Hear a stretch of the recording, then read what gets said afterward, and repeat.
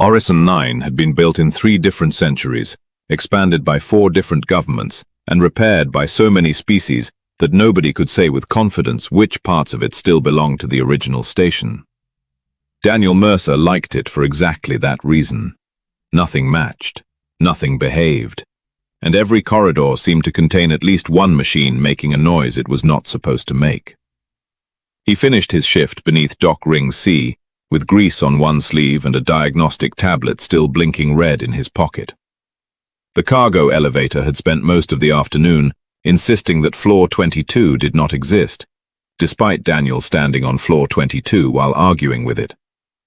By the time he reached the last dock, he was hungry enough to forgive almost anything.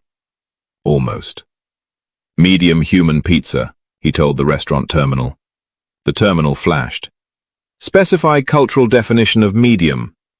Daniel stared at it. The normal one. Normal is not a recognized galactic measurement. Of course it isn't.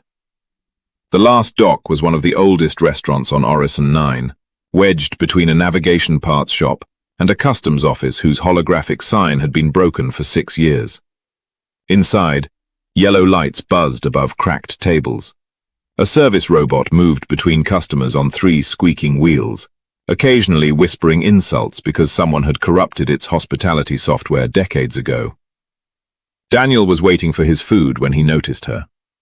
She sat near the back wall beneath a flickering advertisement for luxury cruises to the moons of Tal Vera.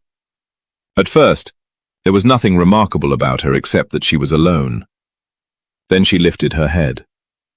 She looked human enough that Daniel's brain briefly tried to categorize her as one. Delicate face, dark hair falling past her shoulders, slender hands wrapped around a chipped ceramic cup. Then he saw the ears. Long, tapered, elegant, extending well beyond the shape of a human ear. Valorian, Daniel guessed. There were thousands of them passing through Orison 9 every year.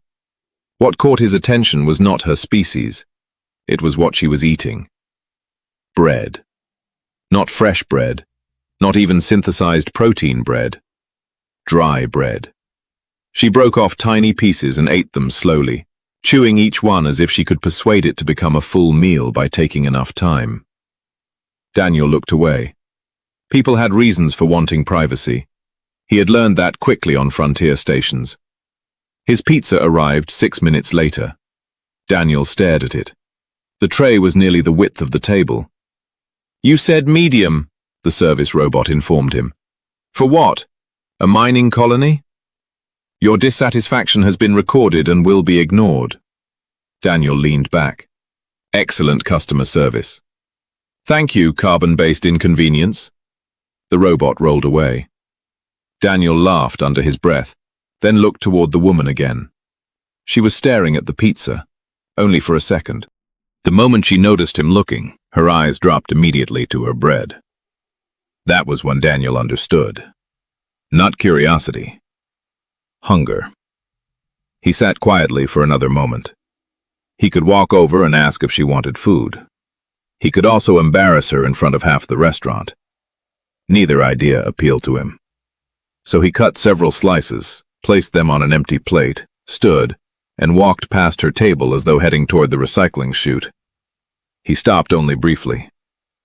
Machine made too much, he said, setting the plate beside her bread. Apparently medium means feeding a tactical squad. Her eyes widened. I did not request this. I know. Then why?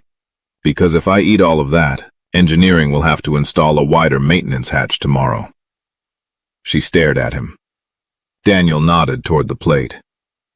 Do me a professional favor. Then he walked back to his table. He did not watch her. At least, he tried not to. For several minutes she did nothing. Around them, freighter crews talked loudly. A pair of insectoid merchants argued over docking taxes. Somewhere in the kitchen, something exploded softly, and nobody reacted. Daniel took a bite of his own slice. Then, behind him, he heard the faint scrape of a plate. He glanced sideways. The woman had lifted one slice with both hands. She examined the melted cheese with visible suspicion. Then she smelled it. Her long ears tilted slightly backward. Daniel nearly smiled. Finally, she took the smallest possible bite. She stopped chewing. Her eyes widened. Daniel looked quickly at his own food before she caught him staring. 5 seconds passed. Then 10. He risked another glance. She was taking a second bite. A much larger one. For the first time that evening, the dry bread on her table remained untouched. The next evening, Daniel arrived at the last dock 10 minutes later than usual, because a coolant regulator on dock ring C had chosen the exact end of his shift to begin spraying blue vapor across a maintenance corridor. By the time he pushed through the restaurant door, he smelled faintly of machine oil and emergency sealant, and the service robot immediately rolled toward him. "You appear worse than yesterday." "Good evening to you too." My observation was not a greeting. Daniel pointed toward his usual table. "Just bring me the pizza." "Specify size." Daniel stopped. The robot's optical sensor brightened. "Would you like the tactical squad portion again?" Daniel narrowed his eyes. "I hate that you remember things." "I remember your failures with exceptional clarity." He walked away before the machine could develop further opinions. The corner table was occupied. She was there. The Valorian woman sat in almost the same position as before, shoulders slightly drawn inward, long dark hair falling forward as if she preferred it to serve as a curtain between herself and the room. There was no bread on the table this time, only a cup of water. Daniel pretended not to notice how quickly she looked toward the door when he entered. He sat down. She remained where she was. For several minutes, neither of them spoke. Then the oversized pizza arrived. The robot placed it down with unnecessary force. "Your regrettable decision." "Thank you." "I remain unconvinced that gratitude is appropriate." Daniel cut the pizza in half, transferred several slices onto another plate, stood, and carried them over. This time, the woman watched him approach. "You did not accidentally receive too much again," she said. Daniel paused. Her voice was softer than he expected, precise and carefully controlled. "No, today I accidentally planned ahead." "That is not how accidents work." "Humans are adaptable." Her eyes moved to the plate, then back to him. "You expect payment?" "No." "A favor?" "No." "Information?" "No." Her ears tilted backward slightly. Daniel leaned closer. "Now I'm starting to feel insulted. I'm trying very hard to be suspiciously generous here." For half a second, nothing happened. Then the corner of her mouth moved. Barely. Daniel set the plate down. She looked at the pizza with the solemn concentration of someone evaluating a diplomatic treaty. Yesterday's slices had been plain. Tonight's had peppers. She picked one up. Daniel returned to his table. A minute later, he heard a sharp intake of breath. He looked over. She was completely still. Her eyes had widened. Her ears had gone rigid. Daniel immediately understood. "Pepper?" She swallowed with visible difficulty. "It is acceptable." Her voice came out strained. Daniel stood and brought her water. She pushed the cup away. "I do not require assistance." "You're crying." "I am not." "There are tears." "My eyes are reacting to atmospheric contaminants." Daniel glanced around the restaurant. "Very selective contaminants." She took another bite. Daniel stared. "You know you don't have to keep eating it." "I have begun." "That's not usually considered a binding contract." Her ears twitched. Daniel sat across from her only after she gave a small nod. "You humans deliberately put pain in your food?" "We call it flavor." "That is an alarming cultural statement." "You should try mustard." "What is mustard?" "A mistake we became emotionally attached to." That earned him an actual laugh. Small, surprised, and immediately suppressed. For the first time, the guarded expression on her face disappeared completely. "My name is Lyra," she said after a moment. "Daniel." "I know." He raised an eyebrow.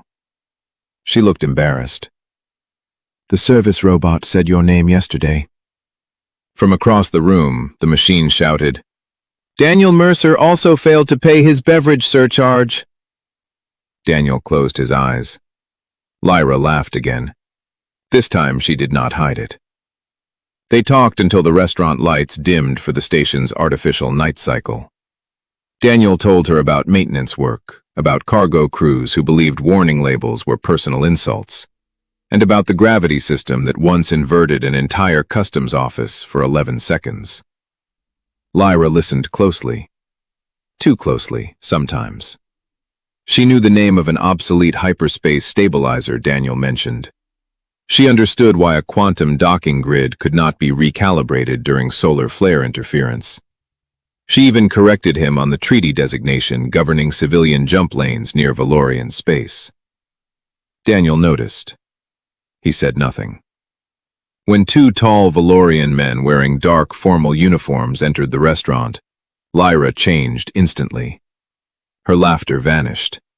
Her shoulders tightened. She lowered her face. The two men scanned the room, spoke quietly to the owner, then left.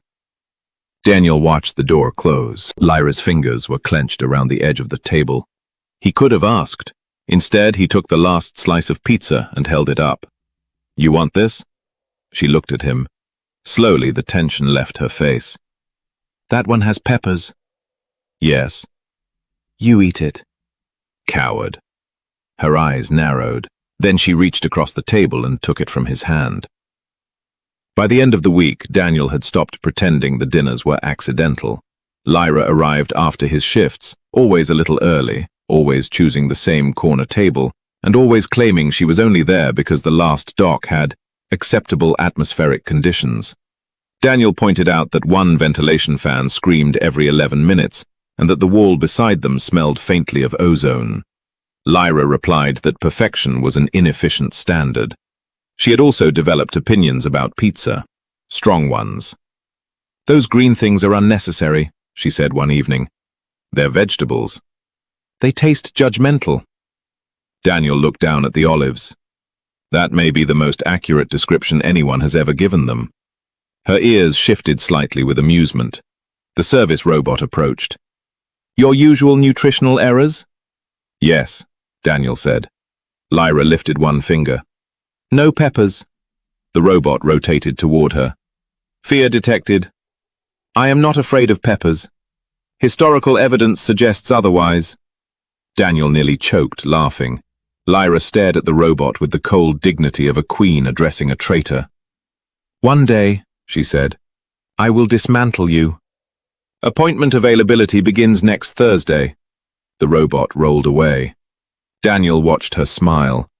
It had become easier now. Not effortless, but easier. She no longer guarded every word. She asked questions about human colonies, Earth oceans, orbital elevators, and why humans built machines that could cross light years, but still produced coffee capable of dissolving insulation. In return, Daniel learned fragments about her. Not much. Never enough. She understood diplomatic systems too well. She recognized military insignia from half a dozen alien governments. She could read High Valorian script, a formal language Daniel had only seen engraved on embassy walls. One afternoon, she surprised him by appearing at Dock Ring C. Daniel was half inside an open maintenance shaft, arguing with a fusion conduit. "You threatened it," Lyra observed. Daniel pulled himself out. "It started it." "You cannot intimidate a conduit." "You haven't met this one." She crouched beside the panel. "Your phase regulator is misaligned." Daniel blinked. "You can see that?" "The oscillation pattern is unstable." He handed her the diagnostic tablet. She studied it for 3 seconds. "Your software is compensating in the wrong direction." Daniel stared. Lyra looked up. "What?" "You told me you did administrative work." "I did." "What kind?" She hesitated. Complicated administration. Daniel pointed at the conduit. That answer just became suspicious. Together they recalibrated the regulator. Lyra worked with surprising confidence, though she clearly lacked practical experience. Twice she reached for tools by their ceremonial technical names, instead of the names mechanics actually used. "Pass me the resonant torsion implement." Daniel handed her a wrench. "That is not its correct designation. It is in every workshop in human space." "What do humans call this?" "A wrench." "That is absurdly vague." "We're efficient." "You named 8 million stars, but only one wrench?" "Priorities," she laughed. For nearly an hour, she seemed completely different from the woman who had sat eating dry bread beneath a broken advertisement. Free. Then Daniel's wrist terminal chimed. A station news alert expanded into a blue holographic panel. "The Lyra noblewoman still missing," the automated broadcaster announced. "Search authorities confirm Lady Lyra Vale disappeared 12 days ago before a formal union ceremony with House Thane." Daniel's hands stopped moving. A portrait appeared in the air. Long, dark hair, elegant face, long, tapered ears. The clothing was different. The expression was colder. Jewels circled her neck. But it was her. Lyra went completely still. Daniel looked from the hologram to the woman beside him. The silence stretched. Finally, he closed the news window. Lyra lowered her eyes. "You know."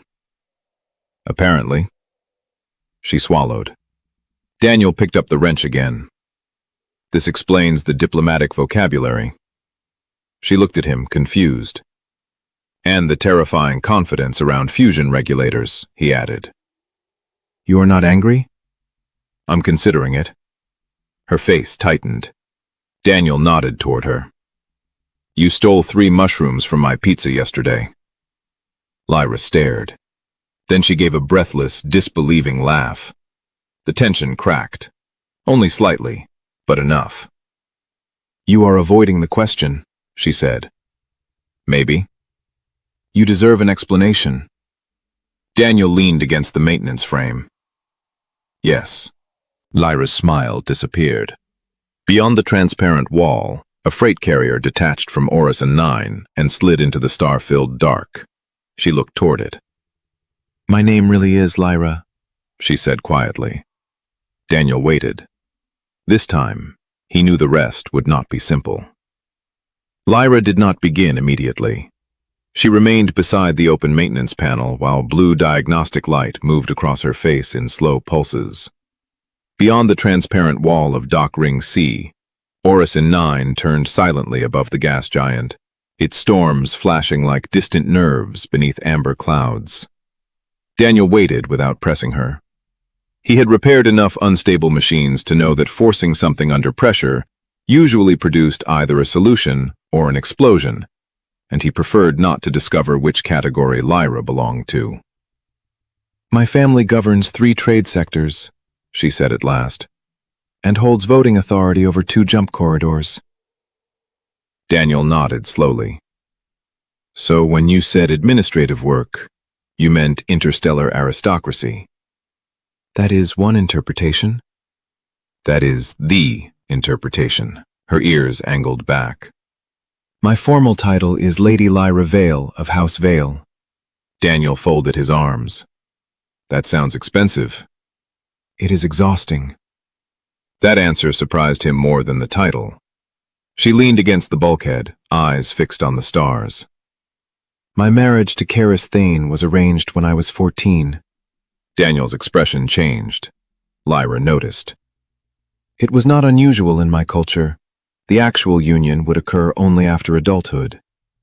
That somehow failed to make the sentence better. A faint smile touched her mouth, then vanished. "House Thane controls military access to the Ashara corridor. My family controls the surrounding commercial gates. The marriage would combine both systems under one political alliance." "And you didn't want him?" "I barely know him." Daniel frowned. "Then why agree?" "I did not agree." She said it quietly. That was worse. Lyra reached beneath the collar of her worn jacket and pulled out a thin metallic chain. A small oval device hung from it, dark and inert. This is my identity seal. It once gave me access to private ships, family accounts, diplomatic networks, residences on 6 worlds. She looked at it with bitterness. The moment I fled, I disabled it. Daniel took the device carefully. Valorian microcircuitry shimmered beneath its surface like trapped starlight. So you went from absurdly rich to eating bread hard enough to repair hull plating. I underestimated the cost of ordinary life. Daniel looked at her. You really had no idea what bread cost? I had never purchased bread. He stared. Lyra sighed. I understand how that sounds. It sounds like your childhood needed fewer tutors in diplomacy and one afternoon in a grocery store. A laugh escaped her before she could stop it. Then her expression tightened again. If I activate that seal, they will find me within minutes. Then don't. It is not that simple. Daniel handed it back. No, it probably isn't. She looked at him, almost frustrated by his calm. You should be angry. I lied to you. You hid your name. And my family. And the political marriage. And the diplomatic crisis. Daniel considered. That last one is admittedly a larger omission. Her eyes dropped. He softened. But none of that changes the woman who tried to fist-fight a pepper. I did not fist-fight it. You lost with dignity. Lyra shook her head, but the tension in her shoulders eased. Daniel returned to the maintenance terminal and opened a station employment registry. What are you doing? Finding you work. She blinked. Work? You said you want independence. Independence is expensive. Apparently even bread has joined the conspiracy. I have never held civilian employment. Perfect. Employers love terrifying surprises. She stepped closer. You are serious? Yes. Daniel scrolled through listings until one caught his eye. Cargo inventory assistant, temporary contract, terrible hours, worse supervisor, barely legal coffee. That is your recommendation? It builds character. I was raised for state negotiations. And yet you don't know what bread costs. Lyra stared at the listing. Slowly, something changed in her face. Not fear. Possibility. Then a warning tone cut through the dock. Daniel's terminal flashed red. A Valorian diplomatic cruiser had just requested priority docking clearance. Lyra went pale. Daniel looked at the approaching ship on the screen, sleek and silver, carrying the crest of House Vale. Well, he murmured, your relatives have excellent timing. Lyra's long ears flattened. My family does not arrive quietly. Daniel glanced at the size of the cruiser. I noticed. The Valorian cruiser entered Orison 9 like it owned the station. Its silver hull slid beneath the docking lights without visible thrusters, surrounded by a faint blue distortion from its gravity field. Workers stopped to watch.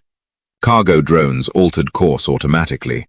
Even the station traffic controller, a machine notorious for insulting diplomats, became suspiciously polite. Lyra stood beside Daniel in the maintenance bay, staring at the ship through the reinforced glass. They found me, she said. Daniel glanced at her. Technically, they found the station. That is not comforting. I wasn't aiming very high. For several seconds, she did not move. Then she reached for the small identity seal beneath her jacket, as if considering whether to destroy it. Daniel caught the motion. Running again? Her jaw tightened. I may have no choice. You always have choices. Some are just terrible. Before she could answer, the maintenance bay doors opened. 3 figures entered. The man in front wore a dark blue formal coat threaded with thin lines of luminous silver. He was tall, broad-shouldered, and unmistakably Valorian, with the same long, tapered ears as Lyra. His face carried the disciplined expression of someone accustomed to giving orders and watching entire rooms obey. Two attendants followed behind him. Lyra straightened. "Siran." The man's expression broke for the first time. Relief. Real relief. "Lyra." He crossed the room quickly, stopped in front of her, then seemed uncertain whether protocol allowed him to embrace a missing noblewoman covered in engineering grease. Lyra solved the problem by hugging him. Daniel quietly looked away. It lasted only a moment. Then Siran stepped back. "You disappeared before the union ceremony. Your mother has not slept properly in 12 days. That may improve her willingness to renegotiate." Siran closed his eyes. "You are impossible." "You always said so." His gaze shifted to Daniel. "And this is?" "Daniel Mercer." Siran looked at the human's stained work clothes. Daniel lifted a hand. "Temporary supplier of pizza and questionable life advice." Siran stared at him. Lyra's mouth twitched. They moved into the adjoining workshop, where privacy fields shimmered over the walls. Siran explained what had happened after Lyra vanished. House Thane had interpreted her escape as a deliberate political insult. Negotiations over the Ashara corridor had frozen. Several frontier systems dependent on the route were already experiencing delays in medical shipments and reactor fuel. Lyra's face changed. "I never intended that." "I know," Siran said, "but intentions do not keep colonies supplied." The words struck harder than accusation. Daniel watched Lyra look toward the floor. For days she had spoken about freedom as though escaping had ended the problem. Now she was seeing the consequences still moving through space behind her. "Then I should return," she whispered. Siran nodded. "To complete the marriage?" Silence. Daniel looked at him. Siran did not answer immediately. "That remains the simplest solution." Lyra's ears lowered. Daniel leaned back against a workbench. "Simple for whom?" Siran's eyes sharpened. "This is not a human matter. It became slightly human when your missing noblewoman started repairing my fusion conduit." Lyra looked at Daniel. He continued. "If she goes back because she chooses to solve the crisis, fine. If she goes back because everybody keeps telling her she has no choice, then nothing changed." Siran's expression hardened. "Entire worlds are involved. And apparently the entire political system depends on one woman marrying one man she doesn't want." Daniel shrugged. "That sounds less like stability and more like terrible engineering." Siran stared at him. Lyra suddenly laughed. She covered her mouth, but it was too late. Even Siran's severe expression cracked slightly. Later, while Siran contacted the cruiser, Daniel and Lyra examined the original marriage agreement through an encrypted legal archive. Ancient Valorian text filled the holographic screen in layered geometric symbols. Daniel hated legal documents almost immediately. "This sentence has 43 words. That is considered concise. Your civilization invented faster-than-light travel, but never discovered punctuation." Lyra ignored him, scrolling deeper. Then she stopped. Her eyes narrowed. "There." Daniel leaned closer. A clause shimmered beneath her finger. The union required direct biometric consent from both participants at the moment of binding. No substitute, no family authorization, no political override. Daniel read it twice. "So they can pressure you?" "Yes." "Threaten consequences?" "Yes." "But they cannot legally force you." Lyra stared at the words. For years she had believed tradition was law. Now the difference was glowing in front of her. Siran returned just as she straightened. "I will go back," Lyra said. His shoulders relaxed. "But I will not marry Kairis." Siran froze. Lyra looked at Daniel once, then back at her cousin. I ran because I was afraid to say no. I will not run again. Outside the window, the diplomatic cruiser waited. Daniel gave a small nod. Lyra's eyes held something new now. Not certainty, something better. Courage with nowhere left to hide. The journey into Valorian territory took 9 hours through folded space corridors, and Daniel spent most of them discovering that aristocratic starships were designed to make ordinary people feel underdressed. The cruiser's walls were polished black crystal, threaded with living blue light. Its corridors adjusted gravity automatically to match each passenger's species, and the guest cabin assigned to Daniel contained a bed that analyzed his posture before he lay down. "I don't trust furniture that studies me," he told Lyra. "It is trying to improve your sleep." That is exactly what suspicious furniture would say. For the first time since leaving Orison 9, she laughed. But as the cruiser approached Valor, the laughter disappeared. The planet filled the forward observation window, silver cities glowing across dark continents, orbital rings hanging above the atmosphere like enormous, luminous crowns. Thousands of vessels moved between stations, while automated defense platforms tracked every arrival.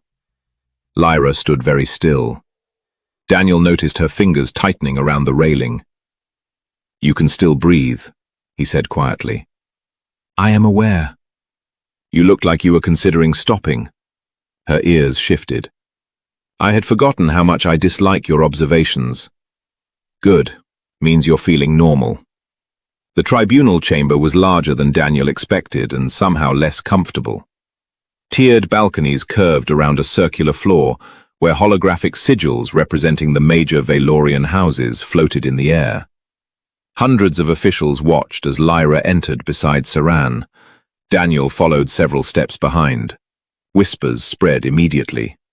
Human. Worker. Orison 9. Pizza probably had not yet entered the political record, although Daniel suspected it was only a matter of time. Karis Thane stood near the center. He was handsome in the polished, irritating way of someone who had never been required to repair anything himself. "Lyra," he said, "you have embarrassed both houses." She stopped several meters away. "No greeting." "You abandoned an alliance." "I escaped a contract I never chose." Karis looked toward Daniel. "And lived among laborers." Daniel lifted one eyebrow. "I've been called worse." Karis ignored him. "You reduced yourself to dependence upon strangers." Lyra's face hardened. "I learned more from strangers than from half the advisors in this chamber." A murmur moved through the balconies. Karis stepped closer. "This is sentiment. The Ashara corridor requires unity." "No," Lyra replied. "It requires ships, fuel agreements, navigation access, and security coordination. None of those require my marriage." Daniel almost smiled. She sounded like herself now, not the frightened woman lowering her face when Valorian officials entered a restaurant. Karis activated a holographic contract. "Your house accepted these terms." "My house did." She touched the document and expanded the ancient consent clause Daniel had found. "But I did not." The chamber went silent. Karis stared at the text. One elder immediately began checking the legal archive. Another whispered to an advisor. Saran folded his arms. Daniel leaned toward him. "Is this the part where everyone discovers nobody read the instructions?" Saran kept his face perfectly serious. "Yes. I feel vindicated." "You should not." "I absolutely do." The legal verification came back moments later. Valid, binding, unambiguous. Lyra could not be forced. Karis's confidence cracked. "Then you condemn the Corridor Alliance?" "No." She turned toward the Central Council. "I reject the belief that an alliance must be built on ownership of a person." Daniel stepped forward only when Saran signaled him. Together they presented an alternative model. Shared management of Ashara navigation beacons, independent revenue distribution, automated customs arbitration, and joint maintenance of the corridor's quantum stabilizers. It was less romantic than marriage. It was also far more practical. Arguments erupted immediately. Economic projections filled the air. House representatives shouted across holographic maps. One elderly councillor complained that trade algorithms lacked dignity. Daniel whispered, "Trade algorithms also don't need wedding ceremonies." Lyra heard him. Her shoulders shook once as she suppressed a laugh. Hours later, no agreement had been finalized, but negotiations had begun. That was enough. When Lyra finally stepped outside onto a high balcony overlooking the glowing capital, the night wind moved through her dark hair. Daniel joined her. "I thought returning here would make me small again," she said. "And?"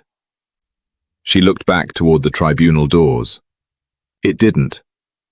Daniel nodded. Below them, streams of starships rose through the atmosphere. Lyra turned to him. "You gave me food when I had nothing." Daniel smiled faintly. "You gave me unpaid labor on a fusion conduit. We're probably even." She laughed softly, but when her eyes returned to his, something in them had changed. Gratitude was still there, so was trust, and beneath both, something neither of them was ready to name. 3 months later, Orison 9 still looked as though several civilizations had attempted to repair it at the same time, and then politely agreed never to discuss the result. Dock Ring C still vibrated whenever heavy freighters arrived. The customs office hologram still displayed half a warning in 6 languages, and the last dock service robot had somehow become even more insulting after receiving a software update. Daniel considered this proof that progress was not always universal. He had just finished recalibrating a cargo loader when his wrist terminal chimed. One message. No sender name. Only coordinates. The last dock. He smiled before he could stop himself. When Daniel entered the restaurant, he found Lyra at their old table beneath the flickering cruise advertisement. For one absurd second, the scene looked exactly as it had the first night. Then he noticed everything that had changed. Her clothes were still simple, but no longer worn. A small silver insignia rested at her collar, identifying her as an official representative of House Vale. Her dark hair was pinned loosely behind one long, tapered ear, and there was a steadiness in her expression that had not existed when she had hidden in that corner with stale bread. On the table sat a pizza, and beside it, deliberately, a basket of dry bread. Daniel stopped. Lyra looked up. "You are late." "By 2 minutes." 3. "You've become intolerable." "I was trained by experts." He sat across from her. The service robot rolled over. "Daniel Mercer, your survival continues to disappoint statistical expectations." "Good to see you too." The robot turned toward Lyra. "Lady Vale, your diplomatic status has been added to my database." Lyra raised an eyebrow. "Does that mean you will treat me respectfully?" "No." Daniel laughed. "I missed this place." Lyra glanced around. "I did not." Then she smiled. The Ashara negotiations had ended 2 weeks earlier. House Vale and House Thane had signed a shared corridor treaty based on the infrastructure model presented at the tribunal. No marriage, no ceremonial union, no transfer of personal authority. Kairos had objected until economic projections demonstrated that the new agreement would make his house richer than the marriage arrangement. Daniel had found that deeply educational. Apparently, centuries of tradition could be defeated by a sufficiently attractive spreadsheet. Lyra had kept her position within House Vale, but refused to return to the life prepared for her. Instead, she had created an independent office overseeing mobility rights for citizens bound by hereditary contracts, including legal pathways to civilian work, residency changes, and financial independence. Her first policy proposal had included mandatory education about the price of ordinary food. Daniel had assumed she was joking. She had not been. "And Saran?" Daniel asked. "He sends his regards." "That sounds suspicious." "He also says you are no longer permitted to address him as Commander Sirius." Daniel frowned. "I don't remember agreeing to that." Lyra tore off a piece of crust. For a while, they simply ate. Around them, engines hummed through the station walls. Travelers came and went. Somewhere beyond the windows, a passenger liner entered the pale blue glow of Orison 9's docking field. Lyra eventually looked toward the basket of bread. I kept one piece from that first week, she said. Daniel followed her gaze. You kept stale bread for 3 months? It was sealed. That does not make it less strange. It reminds me. Of being hungry? Of believing I had failed. Her fingers rested against the table. I thought freedom would feel magnificent. Instead, I was frightened, broke, and too proud to admit I had no idea what I was doing. Daniel said nothing. Lyra looked at him. You saw me at my lowest point and never asked who I was before deciding whether I deserved kindness. Daniel shrugged. You looked hungry. It was more important than you understood. He studied her for a moment. And now? Now I understand that leaving was not the brave part. No? No. Returning was. Daniel smiled faintly. Lyra pushed the bread aside and reached for another slice of pizza. And choosing what came after. The service robot appeared again. Warning, final slice detected. Daniel and Lyra both looked down. One piece remained. They looked at each other. Daniel reached. Lyra moved faster. She stole it directly from the tray. Daniel stared at her. That was mine. You hesitated. For half a second. A fatal tactical error. You've become ruthless. I am Valorian nobility. You once cried because of a pepper. Her ears flushed. That information is classified. Daniel laughed. Lyra did too, openly now, without lowering her voice or looking toward the door. Outside, ships crossed the stars in every direction, following corridors once preserved through old obligations and now held together by agreements people had actually chosen. Daniel looked at the empty plate between them. Months ago, he had placed food on this table because he had not wanted to embarrass a stranger. He had expected nothing from it. Lyra had expected even less. Yet somewhere between stale bread, broken machinery, political contracts, and one badly oversized pizza, two people from entirely different worlds had given each other something neither had known they needed. A place to be seen without rank, a reason to stay, and eventually, the courage to choose what happened next.